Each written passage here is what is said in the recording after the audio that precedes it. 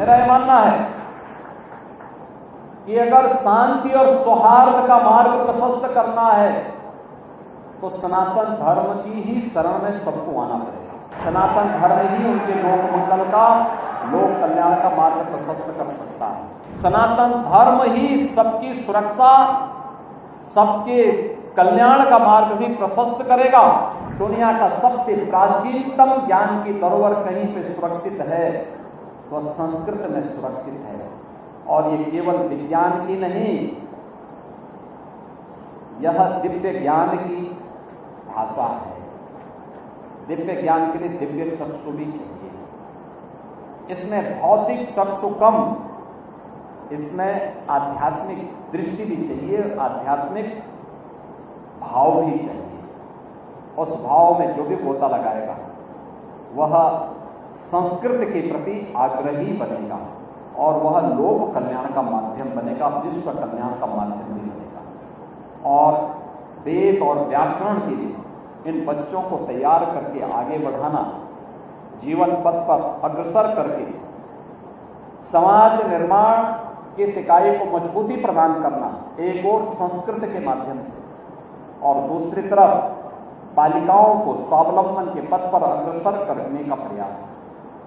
ये दोनों कार्य अभिनव प्रयास हैं। मैं महंत शंकरपुरी जी महाराज को इस कार्य के लिए हृदय से अभिनंदन करता हूं उनका, और मैं इस बात के लिए उन्हें आश्वस्त करता हूं जो कार्य यहाँ पर श्री अन्नपूर्णा मठ के द्वारा प्रारंभ किया गया है, सरकार इस प्रकार के कार्यों को आगे बढ़ाने के लिए भरपूर सहयोग करेगी। और संस्कृत, मैं मानता हूं, अगर हमें सनातन दुनिया में, मेरा यह मानना है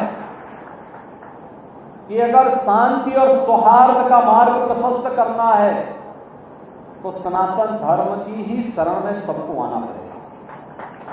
सनातन धर्म ही उनके लोक मंगल का, लोक कल्याण का मार्ग प्रशस्त कर सकता है। और सनातन धर्म ही सबकी सुरक्षा, सबके कल्याण का मार्ग भी प्रशस्त करेगा। और सनातन धर्म को बचाना है तो हमें संस्कृत की शरण लेनी ही पड़ेगी, संस्कृत को माध्यम बनाना पड़ेगा। आज के इस अवसर पर ये दोनों कार्यक्रम का एक अद्भुत संगम आज यहाँ पर देखने को मिला है। मैं इस अवसर पर जिन लोगों ने मशीनें प्राप्त की हैं, बड़ी संख्या में यहाँ पर बहनें और बेटियां दीपावली के इस उपहार को प्राप्त कर रही हैं। सचमुच ये उपहार मां अन्नपूर्णा की कृपा है।